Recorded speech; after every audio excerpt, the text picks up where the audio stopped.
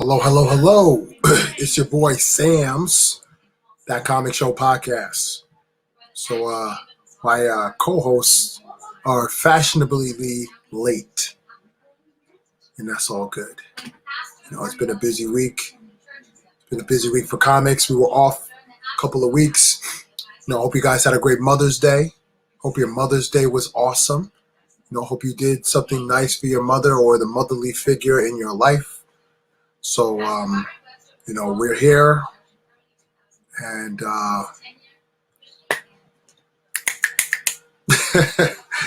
so usually I'm usually the talkative one, but I like to hear other people's perspectives for our podcast. And I'm going to go ahead and I'm just going to chit chat until we get some people from who's supposed to be on with me, right? So, mothers. Let's talk about mothers real quick. Mothers from the Marvel and DC universe. So there's not a lot of mothers that I remember. Most recently, there was WandaVision. WandaVision was the kind of like the first iteration of a motherly figure in the MCU, to my recollection. Like, we had moms here and there. We saw Tony Stark's mom. We saw who other moms we seen? Oh man,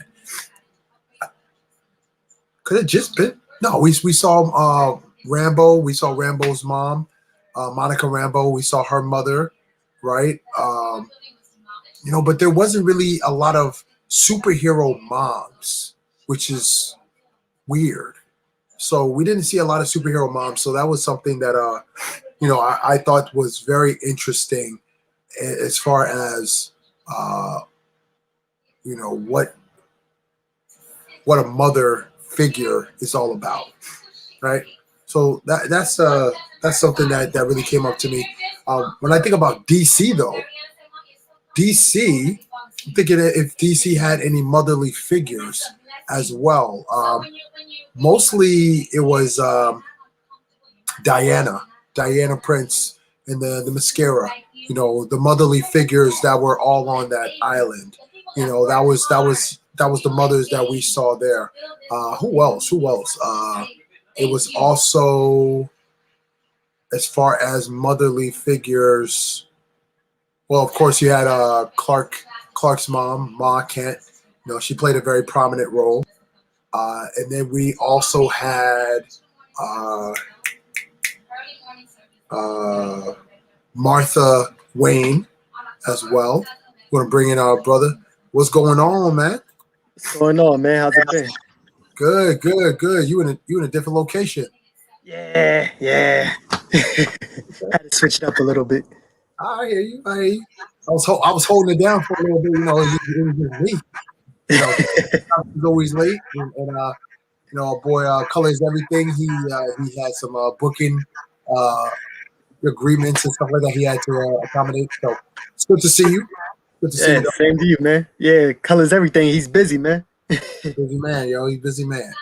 But what I was just talking about, I was just touching on some of the motherly figures from the comic books, from the comic media. So I touched on Marvel, but maybe you can help me. I'm thinking on the Marvel universe. There's not a lot of mother figures that I remember.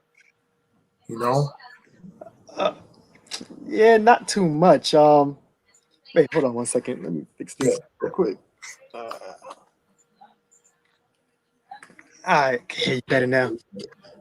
Mothers in the Marvel universe or the DC universe? I started with the Marvel universe. I said, of course, WandaVision kind of showed Wanda as a mom. And I was trying to think of other mothers from the universe, and now I'm thinking about it. Black Panther, his mother, she was a mother in the universe. I don't remember. In Monica Rambeau, I mentioned her mom was in Captain Marvel. I don't remember there was a lot of mothers in the Marvel Cinematic Universe. Not in the cinematic universe. Yeah. If you want to add the Fox universe, you could always got Jean Grey, and of course, Sue Storm, Fantastic Four. they didn't become mothers as of yet, but eventually they will become. They will become mothers. But that was the thing too. Just talking from the cinematic universe, that wasn't really an emphasis. Even Tony Stark, his mom was she was there, just for that brief moment. But she played a very prominent role in his motivation in Civil War. So it's just, I'm sitting there trying to figure out, when was another, there wasn't a lot of emphasis on mothers in the Marvel Cinematic Universe, but the DC universe, they relied on mothers pretty heavily. Yeah, definitely with Batman, Superman, of course. Wonder Woman. Same, yeah. Now that you mention it, yes. Yeah. Well, MCU, they did. You probably mentioned it earlier. They did have a few mothers. That was like Black Panther's mom. I think you said that she was actually had a big role in the movie. Also, Spider-Man's aunt. I guess you want to consider her a mother. Yeah, that's true. Aunt May. And yeah, other than that, not too many. I feel bad. Thor's mom. Oh yeah, Frigga. Yeah, there you go. Yeah, Frigga. She played a very important role, even in Dark World. Yeah, with her death and everything like that. Even that moment that Loki and Thor had on the ship, and they were like, he was like, you had her tricks, but I had her trust. It was like talked about. It really touched on her as a mother, like what she left for her two sons. So that was pretty cool. It's pretty cool bringing it back in Endgame as well. Like that was really cool. Wanted to talk to his mom and stuff, like how they put that back around. Yeah, that was a good way for him to kind of close the chapter, because he wasn't there for when she died. He came at the last second, so he really didn't have a chance to have that goodbye moment. So that was pretty cool. Yeah, definitely. Yeah, but also the Wasp mom, she came back and see, that's cool, man. Awesome. Janet Van Dyne, yeah. So yeah, she definitely was in there. So true. Oh my gosh, man, that's bad. Oh man. I'm pretty sure there's a lot that we're missing. Yeah, there's a lot that we're missing. Anybody watch this rebroadcast, please just comment. If we missed someone from either universe, but mothers. Comic books, they do talk about mothers. They do have mothers in a prominent role sometimes. So I know it's late, but happy Mother's Day to your mother.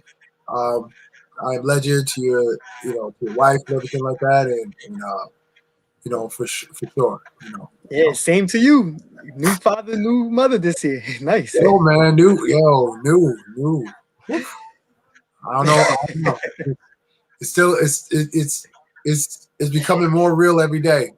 It's like we are opening those boxes and putting together stuff, and it's just like I ain't got no more space. Like take up some space. It's crazy. Yeah, that's the first thing to go. The space. Man, I need to talk to you offline, man, so I can get myself, prepped and ready for this journey, man. Yeah, I got you, man. Don't worry. But yeah, man. So let's dive into what we're talking about today. These topics. So the last time we met, it was during that Marvel just dumped all of his purse all over the place with all of the cool stuff. Do you find it kind of strange that once that happened, I start seeing trailers from every studio possible in the past 2 weeks? Oh man, you gotta ride the coattail.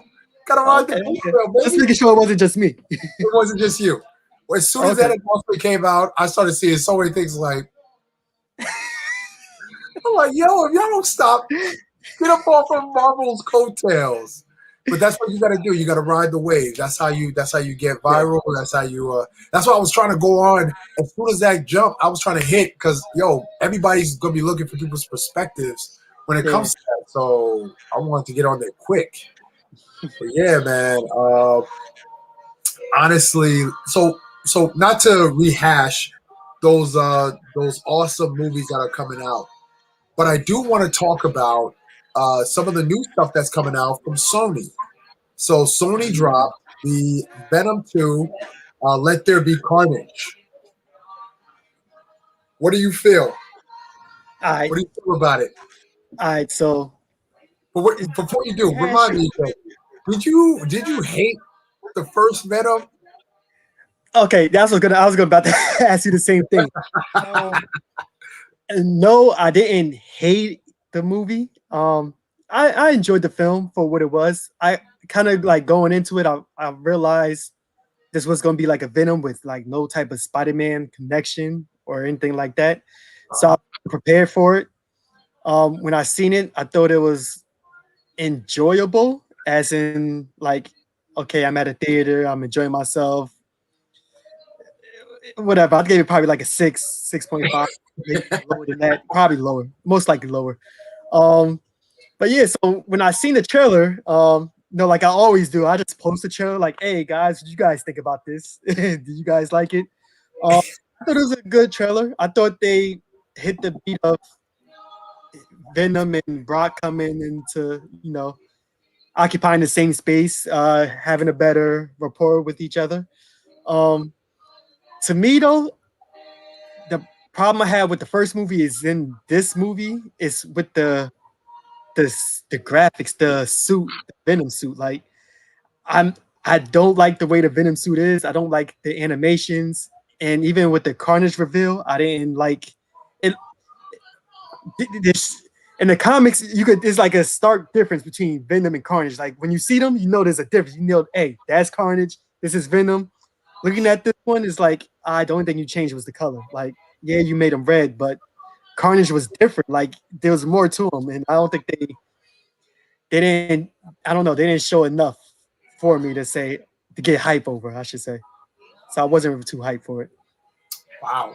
But overall, it's a good trailer. Like I like the tone of it. I like the little comedy they have, but the CGI, the animation, wasn't feeling it. You wasn't feeling it. Wow. Interesting. Interesting. Um, Oh, come on, like you think about it, the Venom suit, it has the big white spider in the middle. Like that sets the suit off. That makes the suit like that's true. I don't know. Like, yeah, that's it for me. And even with the Carnage suit, it's like he got the red and the black and like spikes coming out of here and there. But this one, it was like, I don't know. I didn't like the way it felt. What about you though? I mean, so I liked the movie. I liked the movie. I thought the movie was fun for what it was. I didn't think it was a MCU quality or level. I didn't think it was DC level. I thought it was like right in the middle. Like I could just sit and watch it and just Wait, laugh at certain things about it. sorry, hold on. You said it wasn't DC level. You mean not as Like, high as DC? like crap, like garbage. So, Okay, that's what I thought you said. I just okay, gotcha. it wasn't horrible, but it wasn't top notch. So it was like right in the middle for me. So when I saw the trailer, I'm actually pretty stoked about the movie because I like Carnage as a character. I think he's unhinged, he's unpredictable, and I think that was the cool thing about Carnage. Like you couldn't really tell, you could tell he was menacing, but you didn't know how far he would take it. And I think that's the cool thing about Venom. So uh, when I saw the trailer and I saw where they were going with the trailer, I was excited because, all right, finally we're getting Venom. Finally we're getting, with Carnage. Venom with Carnage on top of that. So now we're getting like this crazy, ridiculous universe. I'm excited for it. I will agree with you on one point. The Venom suit is missing the white spider, but based on the universe that they're creating, is a Venom that does not have the Spider-Man properties to him. So I have to give it that pass. But visually, I liked how Venom looked. He looked huge. He looked big and bulky. That's what I wanted to see in Venom. Uh, but with Carnage, even though I didn't get a good look at Carnage, the fact that his spikes had different weapons coming out of it, he's just a big ball of madness. I'm with it. I'm with it. So I want to see where they go with with the character. There's a lot of rumors that says that they're going to be hinting to Spider-Man. Now the question is, what Spider-Man are they hinting to? So I had this conversation with someone that said, "Yo, it's the Remy Spider-Man. It's Remy Spider-Man. We're gonna see. It's gonna be the Tom Holland universe, because we saw the Daily Bugle like newspaper and all that stuff. So blah blah blah." I disagree with that. I don't think we're getting that. I don't think we're gonna get because we've seen that already. We've seen Venom already in that movie already in part 3. So I don't think it's happening again. And that was Eddie Brock as well. So I don't think that's happening. I think we're gonna get some hints that it's gonna be in the MCU, but I feel as though that we're just gonna get hints. We're not gonna get him in it. Okay. See, I was going the other way. I thought it was Andrew Garfield's Venom, like in his universe. It kind of fits well in that universe more. Like even when you the Daily Bugle, the Daily Bugle is not in the MCU yet, right? You didn't. Well, technically, the Daily Bugle network is because at the end of Daily Bugle network, you're right? Yeah, so the newspaper itself, that might be, I don't know, that might be in Andrew Garfield's area. They do something where they could come in when they do this whole, Spider-Man next movie, No Way Home. Maybe we'll see if that's how they connect. But you know what? I will be fine if they never connect with any Spider-Man. If they don't connect it to the MC or anything like that, they make it their own property. I would be fine with it. Because, like I said, I don't even like the property that much of what they put out so far. So they want to keep it separate. I'm A-okay with that. Man, I'm gonna keep it so real with you. I want everything under DC, under Disney. I want DC under Disney. I want Marvel Cinematic Universe. I just feel like at this point, stop trying to be different. Fall in line. And let's do this. Let's make real money. Like that's what I think. I 100% agree with you, but we can't like, we can't. Like I don't have an argument with you. I wish that too, but we can't. I don't know. I wish Sony would. No, I don't want to say that. That's bad.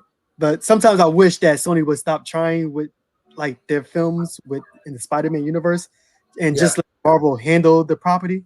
Right. But they, because I know they're coming out with another movie as well. Maybe this year, or maybe next year if they pushed it back with the Morbius. Morbius. Yeah, Man, with Morbius. I don't. To be honest with you, I'm not a fan of Jared Leto. Right? I never really liked Jared Leto in any roles that he's ever been in. So he had some good roles. Like Morbius, I don't care. Like I don't plan to see it. I'm not interested in it. Yo, you got to see it. What you mean? I'm gonna watch it because I have to. It's part of my my hobby. But I'm like,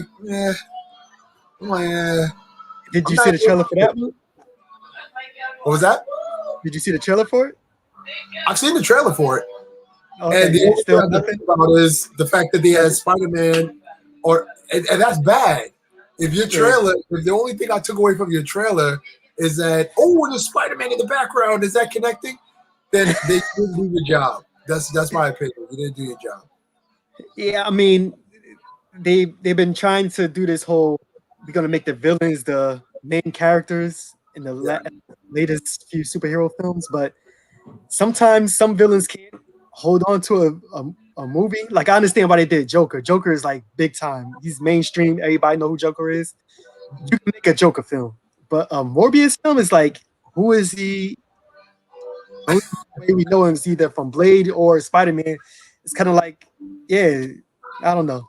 I don't like the direction they went in with that. Like I have no idea who he is. I don't even know why we're doing this movie. Like who is asking for a Morbius movie? Like who is asking for that? Absolutely nobody. Nobody. That was like when I saw the thing for it, I was like, what? Like what? It's Jared Leto. I'm like, okay. And then it said Marvel. I was like, oh, this is a Marvel thing? I was like, oh man. Like, listen, man, don't be mucking up anything with Marvel, all right? We're doing something. They're doing something good with Marvel Studios. So, Nah, they trying to do the whole Sinister Six thing over there. You already know that. That's what they're trying to prepare for. man, I don't know, Without the help of Marvel. I don't see that happening, man. I don't see that happening. And this is going to be their second or third attempt. Second attempt, I think. Because I know they tried it with the last Andrew Garfield. With Andrew Garfield, yeah. Introducing the Sinister Six, and that didn't work. They're on a good track. They're on a good track if they're going to try to do a Sinister Six. So you got your Vulture. They introduced Vulture pretty well. Mysterio. And wait, is he? We don't know if he's dead, right? But we don't know. Okay. Because his illusions are his illusions still going. So, I mean, who knows with that? Who else? Scorpion. It has Scorpion in it, yeah. Yeah, so he was in the jail or something like that. Is it Green Goblin? And I'm hearing rumors that the Hobgoblin is going to be introduced, and that's going to be Ned. Okay. So that's what I've been hearing. See, I like that. I like that, introducing somebody new that we haven't seen on the screen, because we've seen Green Goblin like 2-3 times already. I think it's enough. Yeah, we don't need that. Let's get Hobgoblin. And you know what? Compared to Green Goblin, I love Hobgoblin even better because I just liked his outfit, the orange face, launch. He looked like a witch. I like that one better. I like that one better. Who else? Craven. I think Craven the Hunter. Oh man, I can't. Hey man, if they ever introduce Craven, I'm there for it, man. Like that's what I was hoping is going to be the next Spider-Man film. It's going to be him versus Craven. Actually, they might introduce him in this next film somehow. They might. I mean, right now Spider-Man's on the run, so that's this whole thing. He's on the run now. So, but the whole thing with him in the comics was nobody knew who Spider-Man was, and Craven was actually trying to figure it out, and actually figured it out. Actually, yeah. So that whole storyline is out the door. So I think that was 5, and then Rhino. Oh, so, hopefully a better suit than the last. Yeah, I don't want that. You know what? That robot suit wasn't a bad idea, but the way it looked was a bad idea. You said it was a bad idea? The way it looked, it was a bad idea. Oh yeah. The way it looked, the concept is not bad. Because is either Rhino is a big, heavy set, bulking type of dude, or he's a robot. So I think those are the only two ways you can make that work.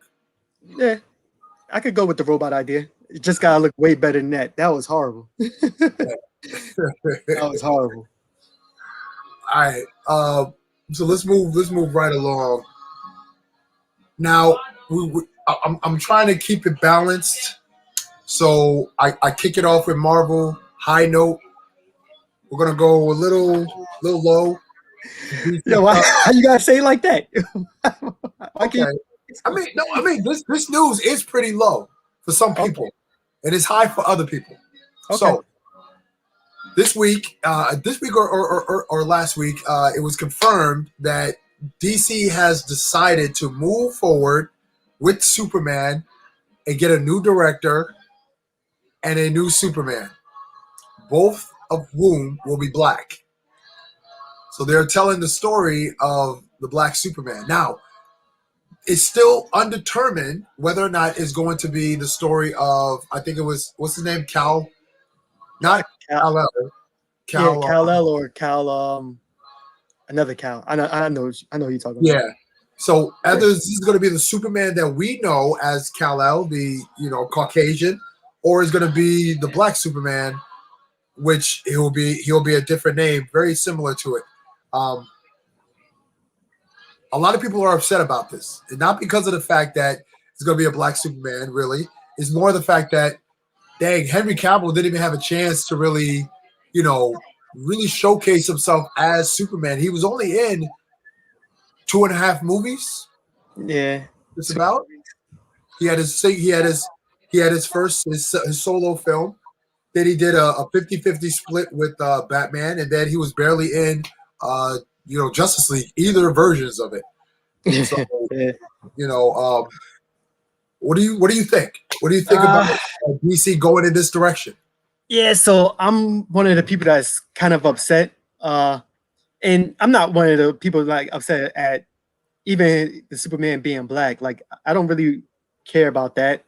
But it's like you said, like Henry Cavill, he wasn't a bad Superman. I think there was a lot of bad writing to it, but I think for his part, he played it well. But to me, it does look like there's a little pandering going on the DC side. It's like, hey, wokeness going on. Let's be woke with them. And I hate that. I hate that I feel that way a little bit because I hope it's like really something really organic where, hey, we had this idea 4 or 5 years ago and now we're gonna bring it to the screen. But this one seems like, hey, let's go with these guys. Let's give him a black Superman. And I think there's a lot of other black characters that we can introduce before a black Superman, like I said before, like a Static Shock. I want to see that come to light. Even a Green Lantern, the Black Lantern, Jonathan Stewart. Yeah. But yeah, there's other ways to go before this. That's my only gripe with it. You said it perfectly. Perfectly. I couldn't have said it better. This is super pandering. Pandering. Like, oh my gosh. I've been saying this from before, and I will keep saying this again. DC, Warner Brothers are solely reactionary. They react and they react. That's it. They don't have a plan in place. They don't have a storyboard laid out. They just pander and they just go with whatever is the flavor of the week. Like when Wonder Woman 84 came out. 1984. 1984. They were pandering. I didn't watch the movie, but everybody who's told me said the exact same thing about the villain. They were jumping on that coattail of the fact that the former president was who he was, and his character was very much a shade of who he was. So you're going to get people who's going to love the movie because you're bashing the former president. And then you'll get people who probably weren't going to see the movie anyway because they're not fans of women power and all that stuff. It's like, yo, and then the story, if you took the two stories and put them together, they don't match as far as what the first Wonder Woman did to where 1984 to where she made her appearance in BVS and so on and so forth. So the character is just all over the place now. And it's just the fact that they're going to do a black Superman. Okay, why? What's the purpose of it? Are you trying to tell a different story of Superman? Are you trying to introduce a new character like that? Or are you just riding the coattails of all these different superheroes that are coming out that are not traditionally white? You know, is that what you're doing? Is that where you're going? So it's just annoying to me to see what they're doing and how they're constantly doing these things. I'm not interested. I'm not impressed. Yeah, it's like if they, because I'm pretty sure like he's not from whatever Earth is the main Earth. I don't know if it's Earth 1 or whatever, but I think he's from like an Earth in a different dimension, whatever. So there was like a way that they slide him in, like, and told him about him like a few years ago, maybe with a Flash movie first, and there's like we seen him there or something like that. But it's like what you're saying. It's just super pandering. It's like it makes no sense. You got a good actor in Henry Cavill. I mean, like what he did with the Witcher series. Mm-hmm. You know he's good at acting. Like he did good at even in Men of Steel. He did great there. Yeah. We just need better writers. Just better writers. And I think we got our Superman still. Like I was totally all right with his character with Henry Cavill. I mean, I thought he was kind of wooden in certain places, and he didn't fill me with the same type of excitement that Christopher Reeves did when I was a kid. So, you know, and just talking with kids now, because I work with kids, and when I talk about, you know, who's your favorite DC character, They don't mention Superman. You know, it's always Batman. So I mean, I don't know, but I just think it's super pandering. I feel as though they're probably going to look for the blackest type of actor. They're going to look for the Oh no, they blackest type getting Michael of B. director. Jordan. They getting Michael B. Jordan. We heard the rumors before about Michael B. Jordan playing a Superman. Nobody believed it. But I think I think it was great. And you know what? If it is that, because Michael B. Jordan said it in like a couple of interviews a while back. He was like, why can't this character be black? Why can't this character be black? So he's been pushing that himself of trying to be a black Superman, trying to be a black James Bond, stuff like that. So Right. I understand his perspective, but to everybody else, it still is like, nah, man, like this Honestly, characters, this black superhero guys. I don't see. I honestly don't see Michael B. Jordan playing that role, only because of the fact that with Black Panther coming out, and I feel like he's going to play a role in that cinematic universe. I don't see him going over to DC. I see them looking for an actor like Michael B. Jordan, probably his body type and everything like that, and his acting prowess. But and it's true, and that's a bigger issue in the community as well, because whenever the mention of this traditionally white character is going to be played by a black man, the conversation switches to where, oh well, why can't Black Panther be a white guy? Why can't this person be a white guy? It's like, all right, well, you have to think about it. What characteristics is it that this character has that says he can only be white? For Black Panther, he is a king of Africa, and like Africa is predominantly black. So, that makes sense of that, but when it comes to James Bond, there's nothing that says that he can't be a black man. When it comes to Bruce Wayne, there's nothing that says he can't be a black man. Those are characteristic traits that has been traditional because of the drawings of the character. But other than that, there's nothing that really says you can't change the character. But people don't want to hear that, and that's just what it is. You know what? For some reason, I could be wrong, and I'm right now. I'm like 60-40. I'm hoping I'm wrong, but I think that when the MCU introduces Professor X or Magneto, one of them might be black. One of them might be black. I don't know why I got that feeling. It's because we gotta remember when they wrote these characters, it was like the 60s, 70s. Like the Holocaust was too long, so they can't go to the story of Magneto coming from the Holocaust. Yeah. It's almost impossible to do. You can't be like 90 years old fighting and stuff. I don't see that happening. So you're right. You actually give a good point. Yeah, so they might do something from a different war, maybe the Korean War, or maybe even later, maybe something in the Cold War. I'm not too sure. They could even do something like with the Middle East. He could probably be Middle Eastern or something. Oh wow! I don't think a lot of people are ready for that, man. Nah, not at all.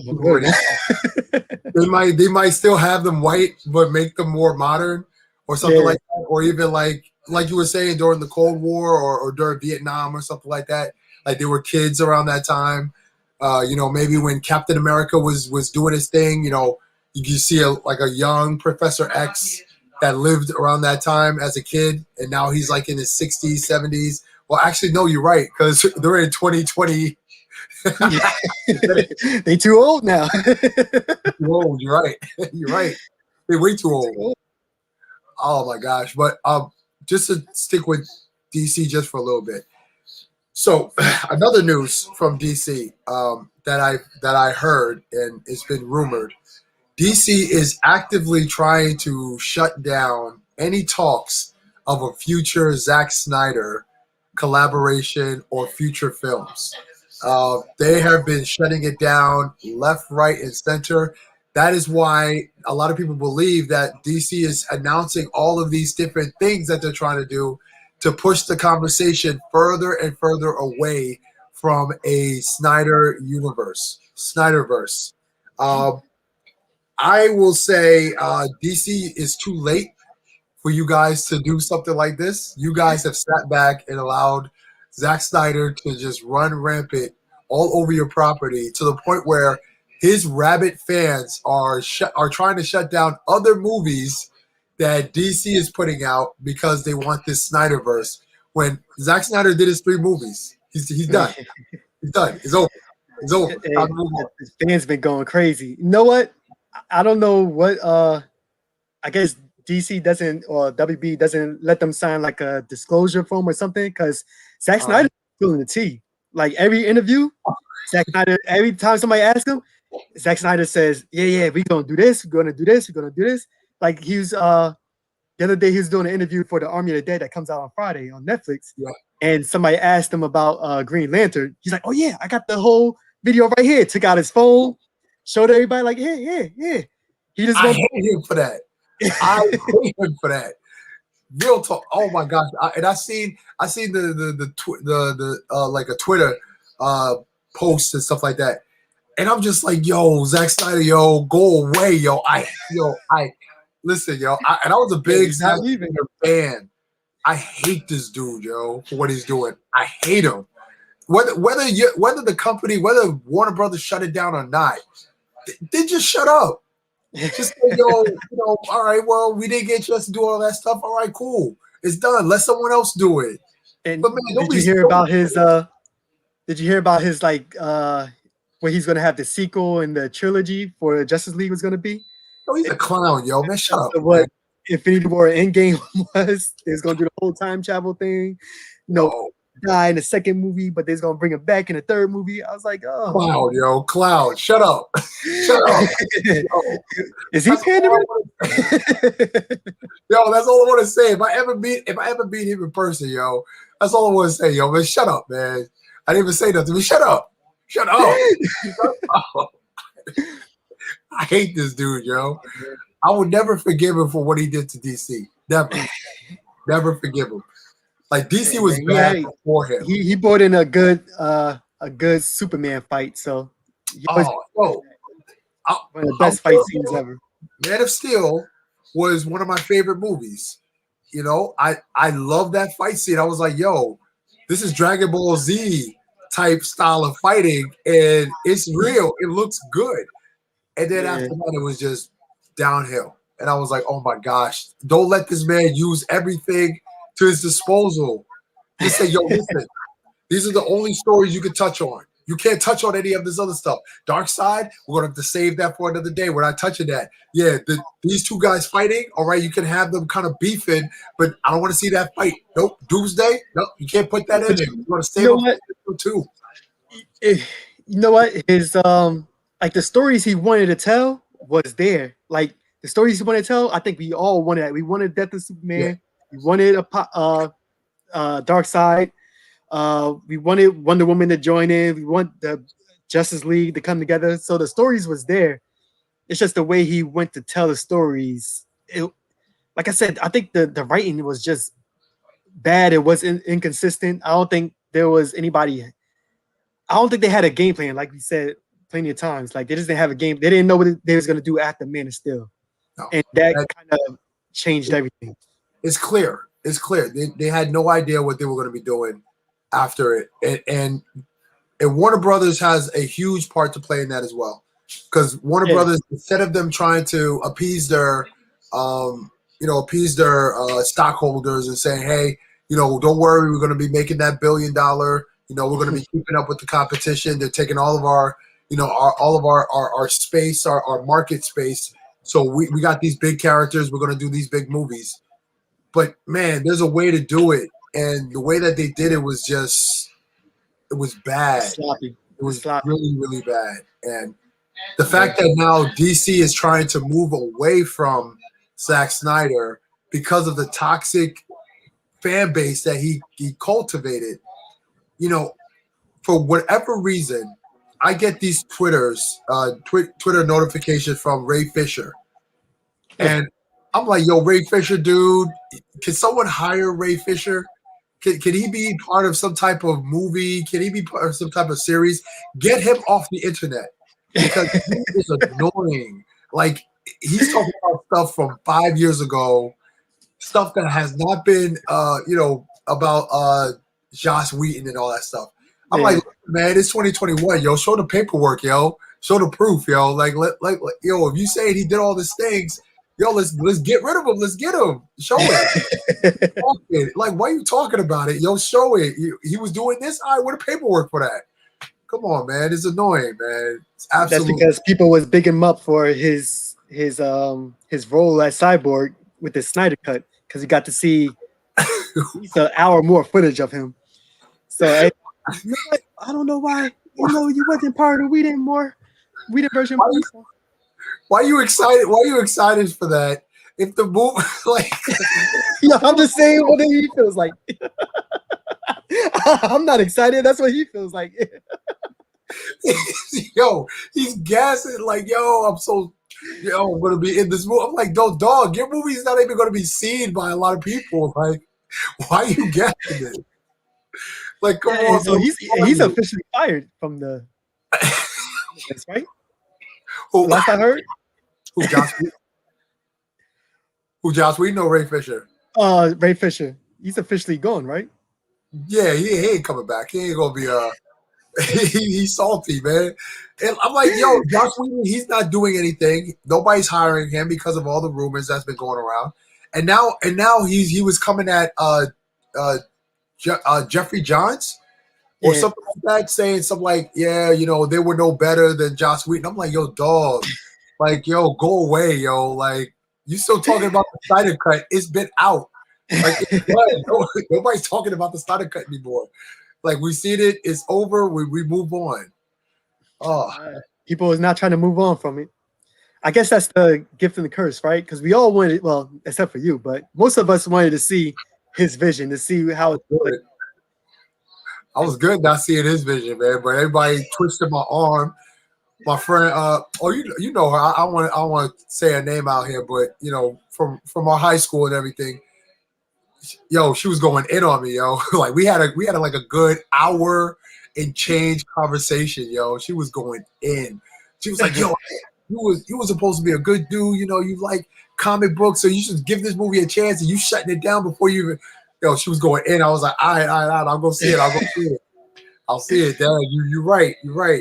I'll go check it out. But listen, man, at the end of the day, I don't think Warner Brothers is ever going to change their ways. They're losing money big time, a lot of money because of the pandemic, because of they released a lot of their big movies, on their streaming service. So they're losing money. And, they're saying AT&T is looking to get rid of Warner Brothers from them because they're costing too much money. So I've been saying it for a long time. DC needs to just break away and get their own studio so they can hire who they want, direct it how they want, and do it like that. But I think Batman v Superman was like the beginning of the downfall. Because I think everybody, even the people that didn't like Man of Steel, they were still on board with it of the starting of the universe. But when Batman vs Superman didn't cross the $1 billion mark, it was like, I know to the stockholders, they was like, oh nah, something got to change. Like, this makes no sense. You got the biggest superheroes, like, out of Image, Marvel, DC, the two biggest superheroes in one movie, and you didn't cross $1 billion. Makes Batman every time out crosses $1 billion. You tell me Superman together can't cross it? There's an issue there. So it's bad when the one movie that did that was Aquaman. Yeah.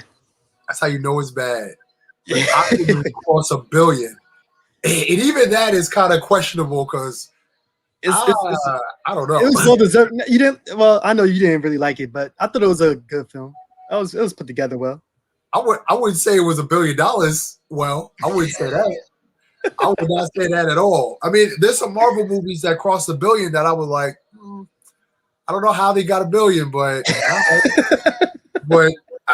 I that's what I thought. That's what I thought of. When it came to that. But anyway, let's move on from this dark path and let's get to some lighter paths. So there's been a lot of non DC Marvel comic book properties that are coming out. I was hoping to have Travis on Deceptively Awesome because he watched the series. I watched a little bit of this series. I haven't watched all of it, but I do want to talk about it. Jupiter, what is it? Jupiter's Legacy. Yeah, Jupiter Legacy.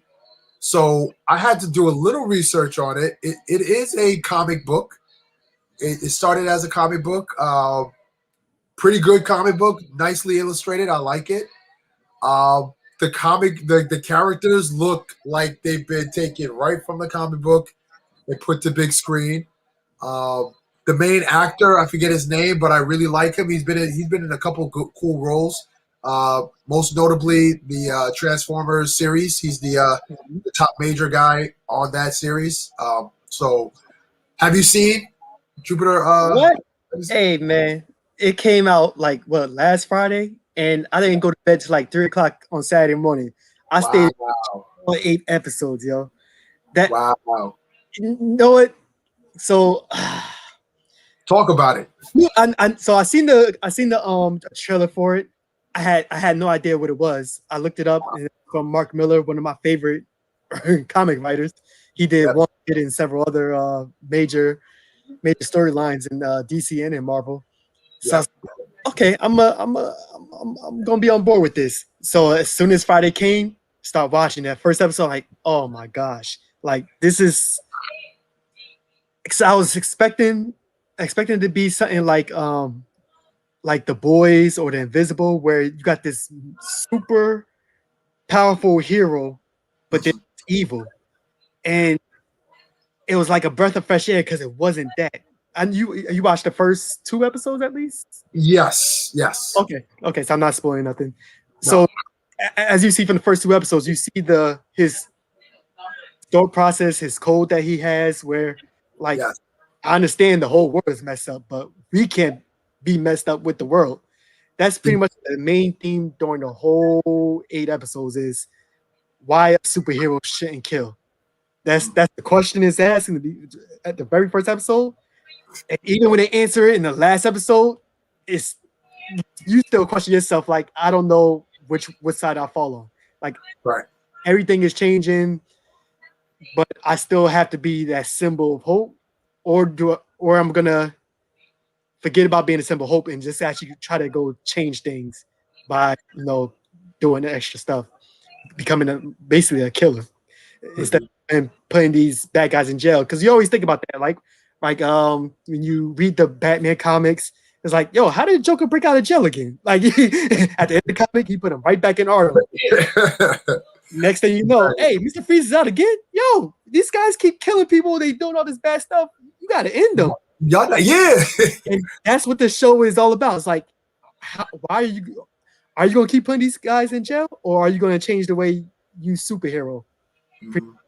And hey, it was awesome from front to back. It was amazing show.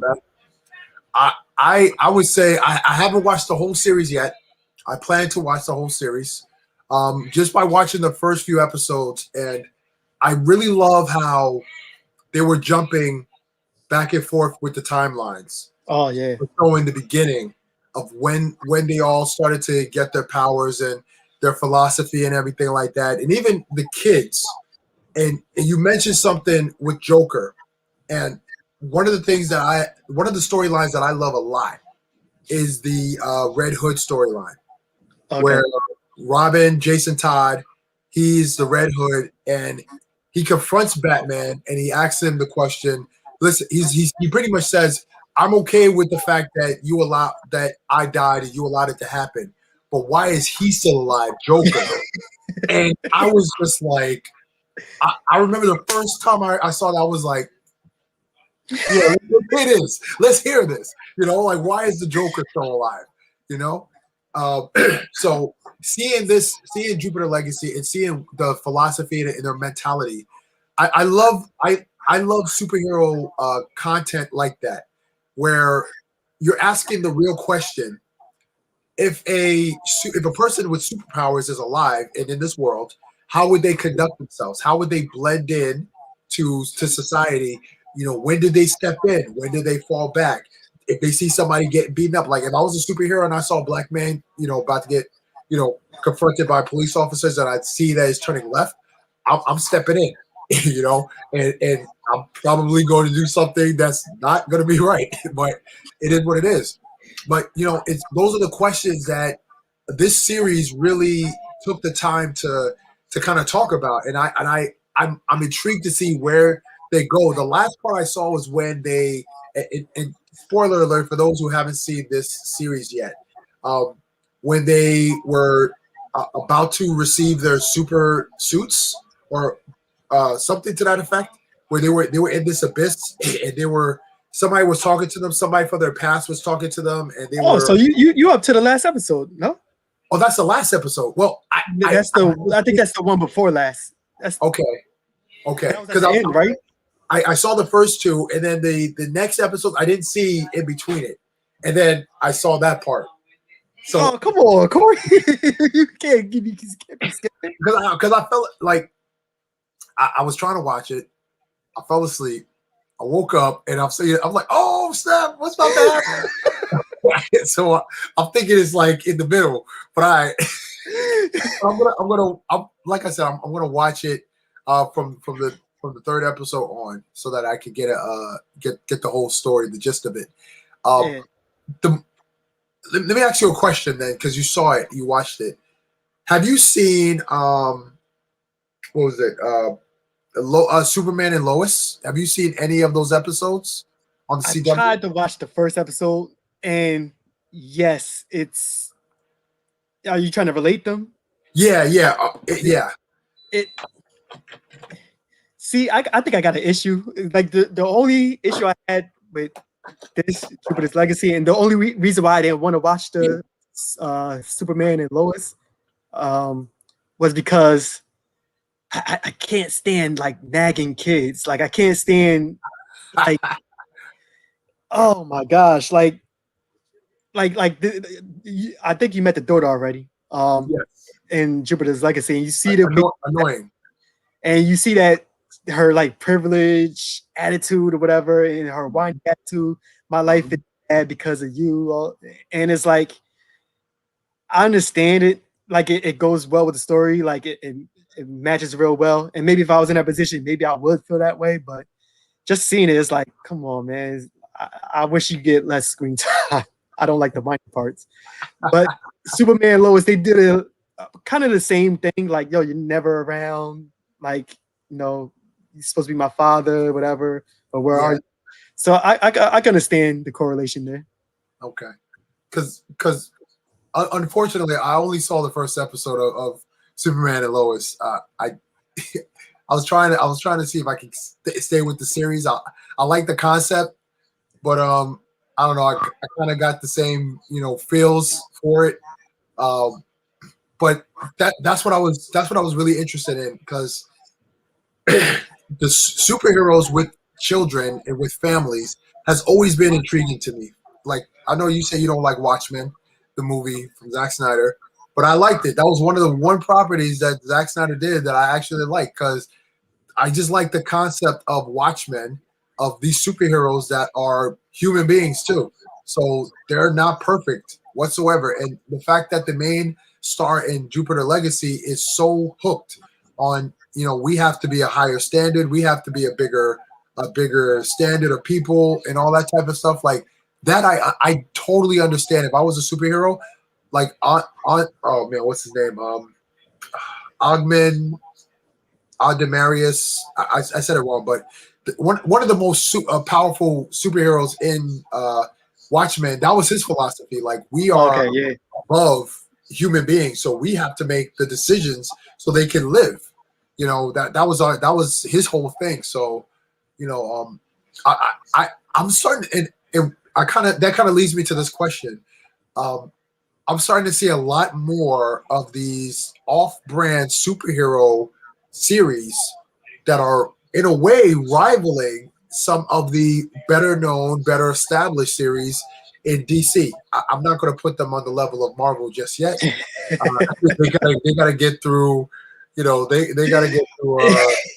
I don't know what you want to call it. I don't want to call it a bouncer in front of the club, because even the bouncer got. I understand. Yeah.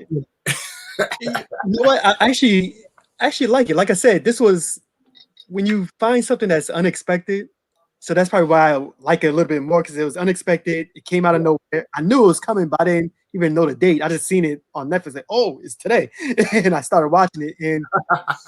And when it's like, if you got good writing that could bring the characters to life, then and a good story, like that's it. That's a trifecta, and Yeah. that's what this has. And like you say, from watching it, you see they have like different time. Not it's the same timeline, but they go in the future and then sometimes in the past, and they go back and forth.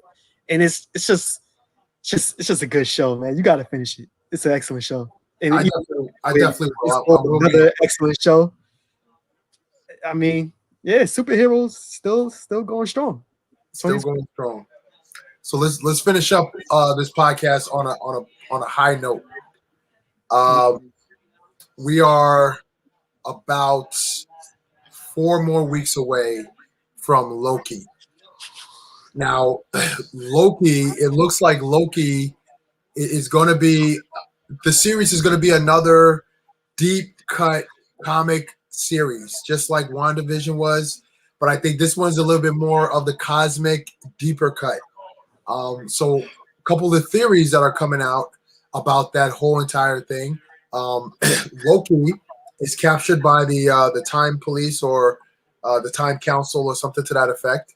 And he has to fix all of the things that he has now broken in the universe.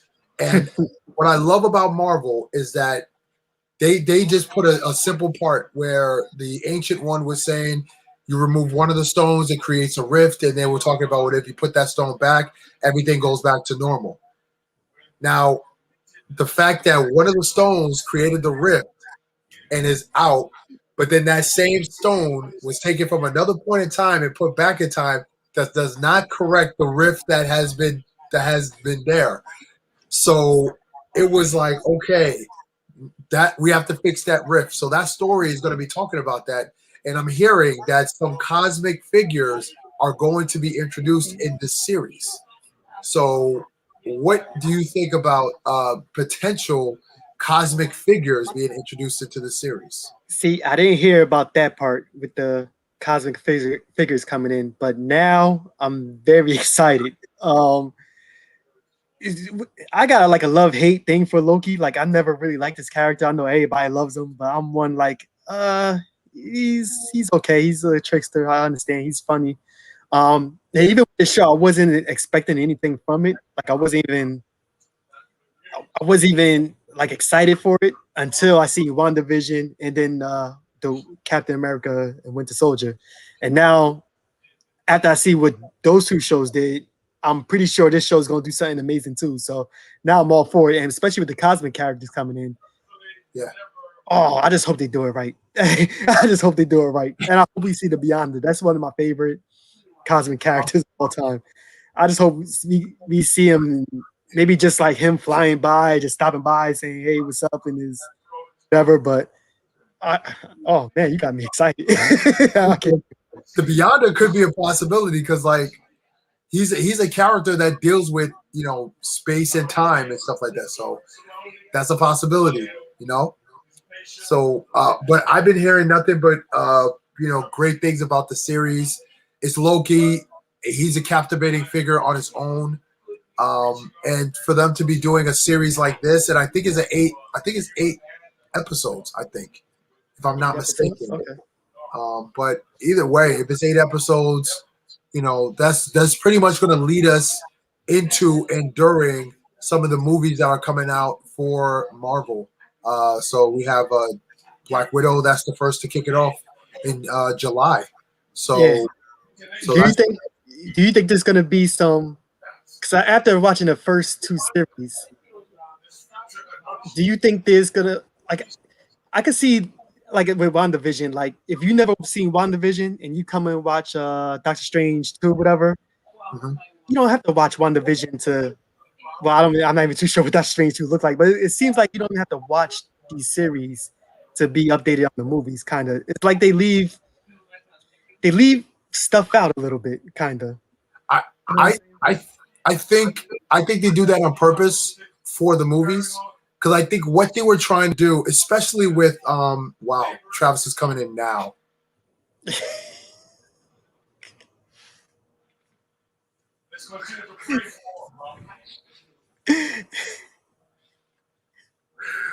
Oh man, let's bring him in.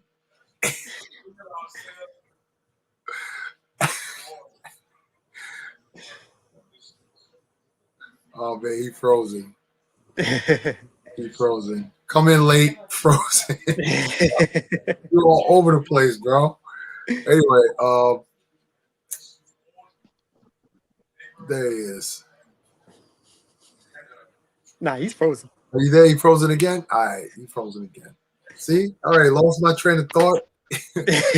Yeah, but I understand. Like even with Sam becoming Captain America, if you see the next Captain America film, you kind of will get like, Okay. yeah, he's supposed to be Captain America. Steve gave him the shield, so I understand that.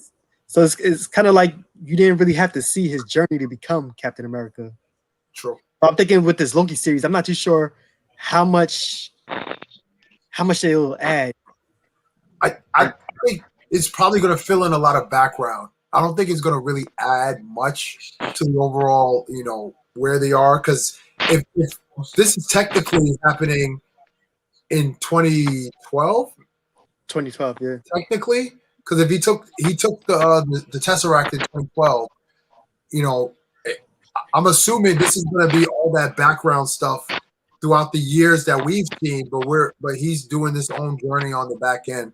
So I feel like it's not going to add anything. It's just going to fill in answers to questions that we didn't have. So okay, yeah. Travis, man, can you hear us? Nah, he frozen. He was working just now, man. Am I good now? Okay. My connection been trippy all weekend. Yeah, I know. So real quick, bro, because we was about to wrap up. Because okay, all right, it's cool. Let me tell you the three topics we talked about. Let's get your perspective on it. Right. Topic one was the Venom, Let There Be Carnage, the trailer that came out. What did you think of it? Did you see it? A good trailer. I mean, I wasn't a big fan of Venom the first one, only because there's no Venom without Spider-Man, and I just felt like a lot of it was just a lot of like, I don't know what you're going to call it, but I just felt like, I don't want to say coincidence, but it just, I don't know, I just kind of took me out of it without having Spider-Man there. Because even with Venom, he has the iconic spider, his own version of the spider symbol. You don't have that in the movie, and I'm just like, plus all the web in the webbing. I think his webbing is like just a black symbiote, and I think they couldn't use the webbing from that we know from the comics or the cartoon series because he doesn't have no Spider-Man to kind of associate himself with it. And I just it took me out of it. The CGI looked a little choppy, but other than that, I thought it was decent. I thought there was too much Venom symbiotes in the first one, so to kind of see them limited to just Carnage for the second one, I kind of like that. I kind of want that to be the focus, just with Carnage and Venom's relationship and stuff like that. And even in the last one too, I felt like they made Venom too punkish, in my opinion. Out of all the symbiotes, he's the weakest, and I think it didn't really play into anything other than him just being scared of the other ones. You know what I mean? So that kind of made me look at him kind of like he's just a sheep compared to the rest of them. There's those wolves and stuff like that, you know? But in the trailer, especially in the beginning with him and Eddie Brock, he kind of came off annoying in a way. So I'm thinking, I hope they don't do too much of that talking, because I just felt like, I don't know, it humanized him to me, you know? I say neither. I used to be. That was the best part of the trailer for me. I don't know. No, man. I think the best part of the trailer was seeing Carnage and seeing how they're going to make him look. And I know it's like not finished yet, but yeah, it's not finished yet, but it looks decent to what I think Carnage should do and be. But with Venom doing all this craziness and hello, person, hello, how are you? I just felt like I don't want to humanize him. I used to be afraid of Venom when I was younger. Like I was terrified of Venom. And I kind of want to have that fear still and not him talking every time he gets a chance. So, the trailer looked good, but I don't know how they're gonna make. I think they're gonna just dumb down Venom so much that I'm not gonna like. He's not gonna be recognizable to me. Okay. But we'll see. I could be wrong. So This just came to me, and I just want to share this thought. What if on that series, what if Venom meets Spider-Man? Venom bonds with Spider-Man to make him the Black Spider-Man. Something happens, he bonds back with Eddie Brock, and then he has all that the symbols. He has the white patch on his arm for the webs. What if that I think happened? that'd be cool. That'd be real cool. If Sony and Marvel can come to some kind of agreement, then yeah, I think that'd be awesome. All right, so let's take a turn for the worst. So we're talking about DC. So I don't like I say all that. the next Superman movie is going to be a black director and a black Superman. So it's either going to be Kal-el, the Superman that we know as a black man, or it's going to be the other black Superman from the comics. I think it's Kal something. Balzad and Kal-Zad, yeah.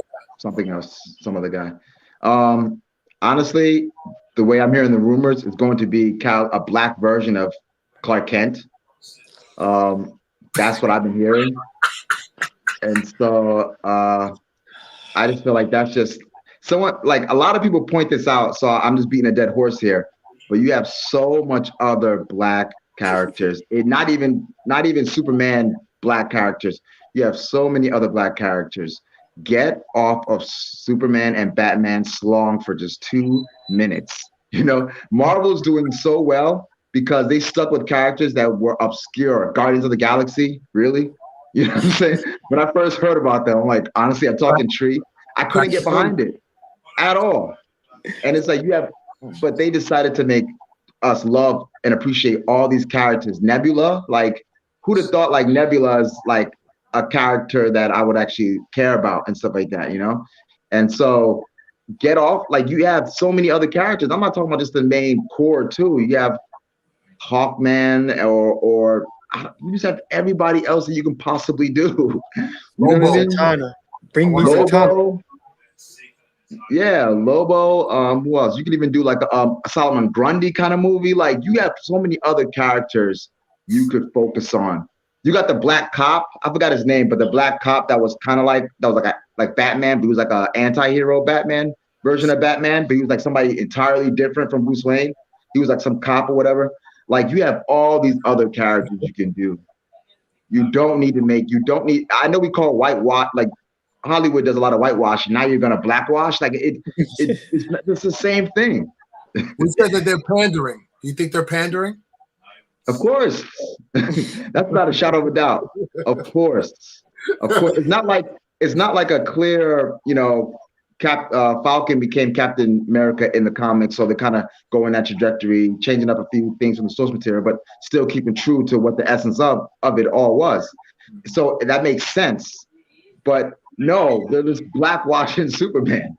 Clark Kent, I mean, you're gonna put him in the hood now. You got a bunch of stereotypes. Because he's from Kansas, so it makes sense for him to be white and all the other stuff. So we're gonna put him in Newark. You're gonna make his father absent. His mother's on welfare. Like, what are you gonna do? What are you really trying to do, DC? Like, what are you gonna do? I feel like they're gonna just go with stereotypes at this end of the day. No, go to do Green Lantern. Do somebody else. Speaking of Green Lantern, your boy Zack Snyder can't shut up. He can't stop running his mouth. So he's saying, hey, listen, we was going to do this with Green Lantern. We was going to do John Stewart. He was going to look like this. This is what we was going to do with Green Lantern. We're giving Zack Snyder too much time to cover his bases because I'm pretty sure he probably did that on Adobe Photoshop or something. And put it together and say, look, my original plan, look. You know, like, no, come on, man. Once he said he shot the one scene when Martian Manhunter down in his basement or whatever in a parking lot, like 2 weeks before. I mean, like, come on, man. Like, just give it up. Just give it a rest. He's a bozo. That's why. He's a bozo. I got no love for him. No, you know what? I don't blame him, though. I don't blame him. I honestly don't blame him. It's his fans. His fans are so toxic. It's beyond me. You know what I mean? His fans is like, I don't know, man. Imagine like a friend that's like on all types of doing all types of nonsense, and you're just like, here you go, here's more nonsense. Oh, you don't gotta change your life around. Like, you know what I mean? Like, you don't gotta go to rehab. You don't gotta fix your life up. None of that. That's literally his audience. Literally, that's his audience, and it's driving me nuts. You guys got your movie. Shut up. You know what I mean? Like, I don't want to see it. I don't want to see another. I don't want to see a maniac Superman. I don't want to see a emo Batman. I don't want to see Flash telling pointless humor. I don't want to hear Wonder Woman's song and every time she goes to take a poop in the bathroom. Like, I don't want to see any of that stuff anymore. I just want to get onto new stories, new directors, new direction. All right. Sounds a lot like me. All right. Uh-oh. I'm still here. Oh, frozen. Gross. Almost got it. So Travis, if you can still hear us, the next thing that I wanted to talk to you about, and then we're gonna wrap up, was the series Jupiter Legacy. I know you talked about it the other day during our stream. There you go. Yeah, I couldn't hear you. You were saying something for the last 30 seconds. I couldn't hear you. Got you. What I was saying is the last thing we touched on to bring it back up was Jupiter Legacy, talking about the different superhero properties that are not Marvel or DC that's on the rise, and they are really good, like rivaling, some of DC's best work. I wouldn't put it close to Marvel just yet, but Jupiter Legacy. You watched the entire series, right? I think you did, right? Yeah, I did. Jupiter Legacy. Yeah.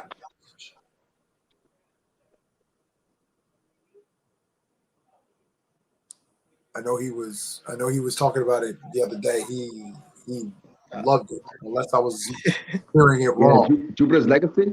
Yeah. I want to hear I Am Legend's take on it. Corey, I don't know if you saw it, but I want to hear I Am Legend's take on it because sometimes you and I are just totally different, but sometimes yeah, you got me right on this one. Yeah, I gave it the whole series. I gave it like a 9.0 out of 10. I thought it was amazing. I'm with you on that, man. I'm with you on that. I know a lot of people. Yeah, definitely on that, man. I know a lot of people said like, oh, it didn't really do nothing new or blah, blah, blah, blah, blah. I don't think it really did anything new. I think it just did it very well. Like just the storytelling, just the background. People's like, oh, like I read some reviews and people are saying, oh, I didn't like all the flashbacks. I didn't feel like the flashbacks were shoehorned in at all. Like it told the story. It made me feel for them. Like, yeah, I kind of see where they are now, but I kind of like to see how they got there. And I think they flushed it out very well with the story. All the flashbacks and stuff like that, and just to see where everybody's ideology came from was amazing. And then like his son, people didn't like how his son was emo, but it made sense. He never really been a superhero, really. He's getting into his own. He kills a guy because he thinks he's right, and I love that whole conflict. Like it just took all the stories that I could imagine from other properties, put them into like a family friendly, because it's totally different from The Boys. I love The Boys too, but this is like the opposite direction in a way. Still got some gore, but it's not like they're all corrupted. Because in The Boys, all of them are corrupted. You know what I mean? But with this one, you see some of them are trying to do the right thing. And while there's a twist at the end where I did not expect that twist at all. And don't spoil it. I ain't gonna spoil it, but it was a really good twist. Yo, Chad, you pretty much said exactly what I said. It was just like The Boys, but we finally got a super powerful person that's good, that's sticking to a code, and that's not trying to become a god. Because if you look at it, the superheroes are kind of like gods, but he's trying to make it to where we don't intervene into their daily lives. Politics. It was just amazing theme all around. Like, I love it. Yeah, for real. And I mean, people giving it hate, but I'm like, it's telling a story very well. Something that I would like to see told like this, Yeah. Another thing I just started watching was Invincible. I only got to like the third episode. But the first episode, I was like, I can't see myself watching this. I just thought like, oh my goodness, here we go, another DC knockoffs and all this other stuff, and it just took me out of it, honestly. It took me like 2 days to watch the first episode, but then at the end, I'm not gonna. He froze again.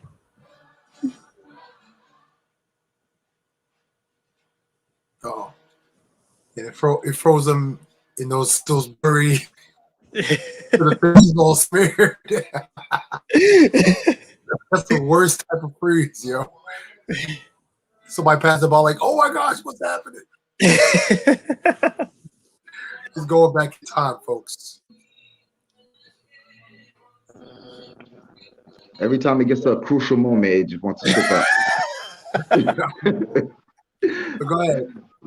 Yeah, but no, just watching that part of the boys, I mean the Invincible, I was like, okay, once it got to that part where I'm not gonna spoil it, but when it got to that part, I was like, all right, this is different because they got rid of all those knockoff characters from DC. So all right, let's see what happens. You know what I mean?